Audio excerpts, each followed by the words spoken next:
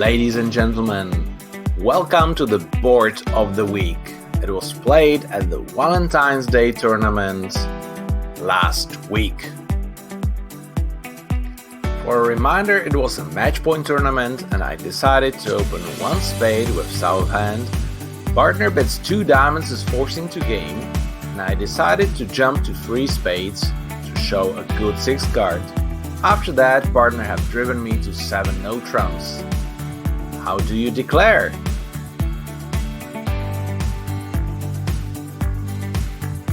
Thanks to all these sponsors for supporting my YouTube channel. Have fun!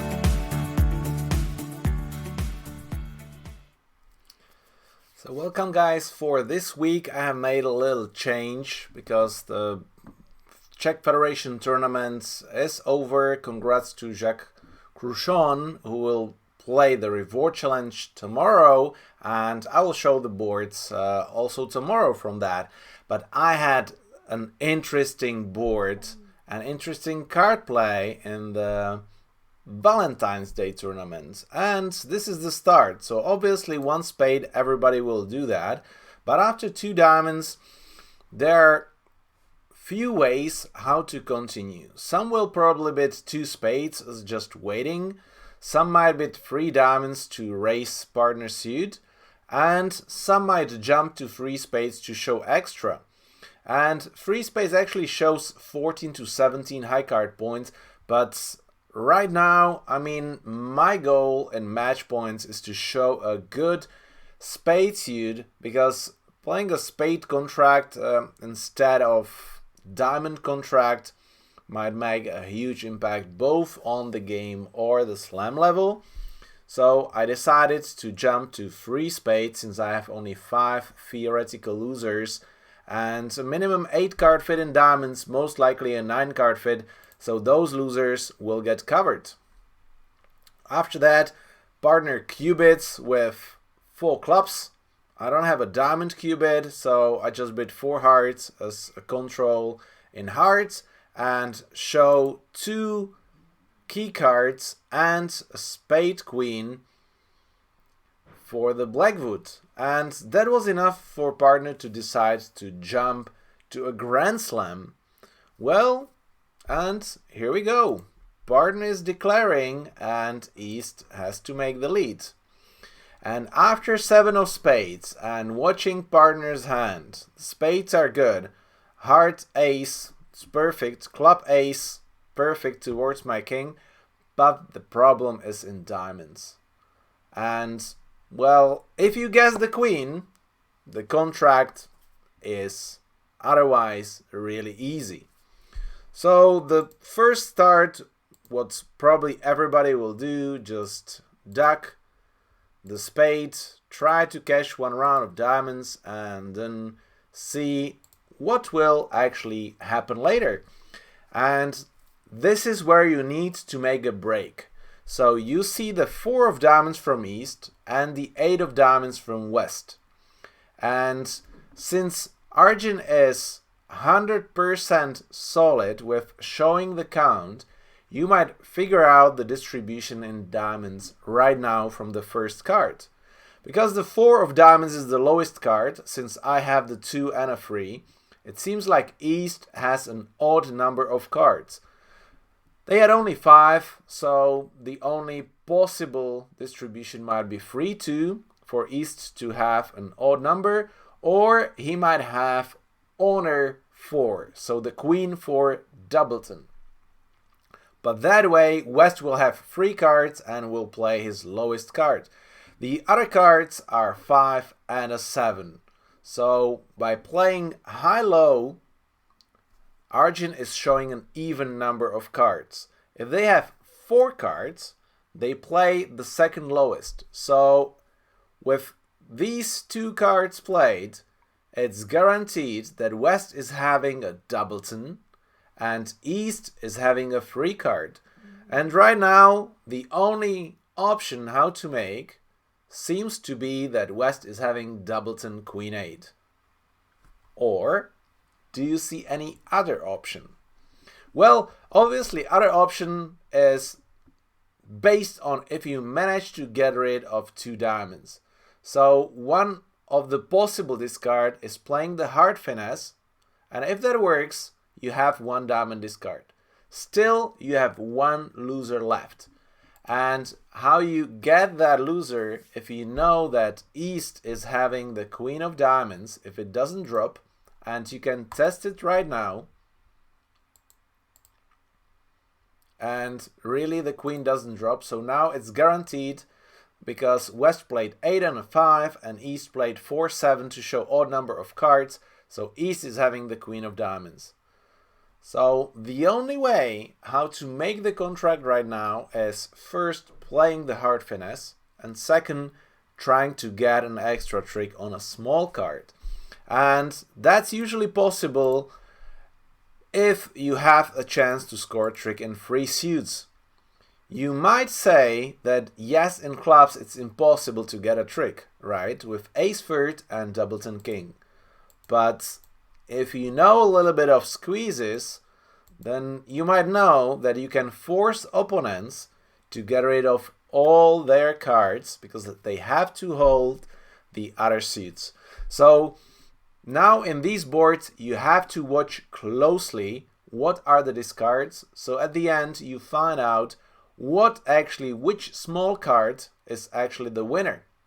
And in order to perform a squeeze, in this case, the best way is to play a double squeeze.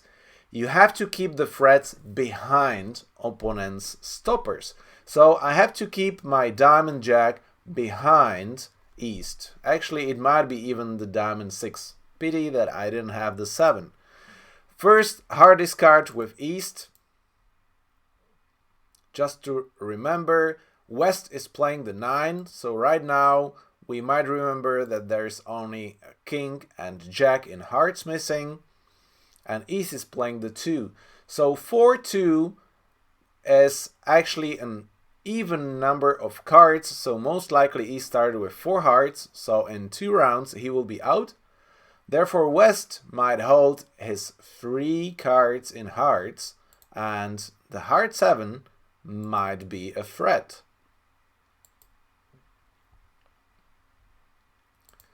So this is the way what you do.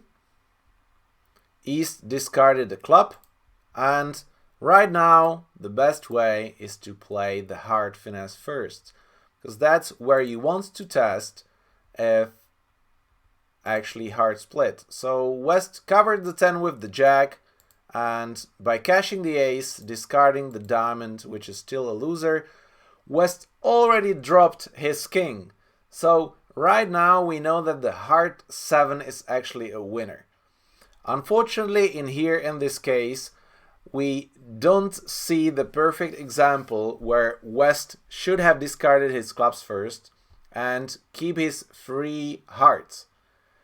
But see that in this 5-card ending, he has to hold 3 hearts and he has to hold 3 clubs. And that's impossible if you have a 5-card ending to hold 6 cards. The same is actually for East. He has to keep his diamond, and right now if I play club towards the king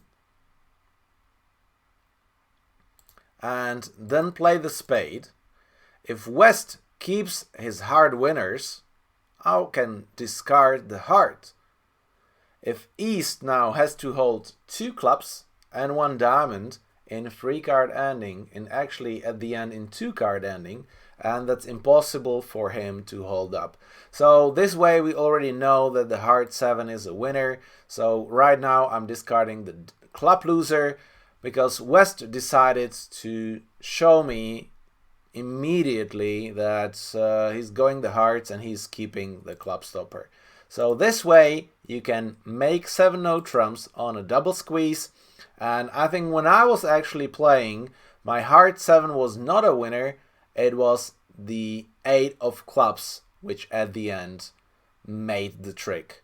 Because obviously East has to keep the queen and Westwood needs to keep the heart. So he has to discard the queen of clubs before. So this is how you make a double squeeze, and the double squeeze was actually for 99.5% because only one more player managed to beat the slam and make the slam. The other 12 players who reached 7 no trumps failed to make and therefore got a really poor score of 12.5%. See that the 7 diamonds is actually the worst possible contract because that's where you have to lose the queen, and 7 of spades can be the same contract because I just draw the trumps, but you have to perform the double squeeze. You might be a little bit in a better shape because you can play the hearts immediately and try to rough the third round, so possibly the king might drop or they might make a mistake to discard the heart one trick sooner, but since this is match points, I mean that might matter. This time it didn't matter much because 6 spades will be for 98% as well. And you see that in this tournament that 100% score didn't improve my average that much, and I scored 58.76%, which at the end was not counted in the average. The goal was in the qualification to score 2 tournaments and have an average of 58+%. See that even by playing the first 2 tournaments, okay, I'm behind, so I'll just move myself a little, so you see the averages. Even in first 2 tournaments I managed to qualify, but then I played 2 more and actually got a nice average over 70%. And in the finals you had a chance to play 10 tournaments, and again 2 best scores were counted. And see that even the first tournament I scored 67 and then I had 79, and with more tournaments I didn't manage to succeed, and I didn't have time to play 5 more tournaments to improve my final average, which was 73.45%, being enough for 38th place. So see that to win the tournament you really had to do great. And Marta Sims scoring 84% average only by playing 4 tournaments, that's incredible. For the other guys scoring over 75, see that I could have had a chance if I score 1 more tournament over 77% and get to the top 3. If I will manage, no one knows. So thank you guys for watching, and I'm looking forward to see you tonight on the FunBridge YouTube channel for the live stream if you are watching this live.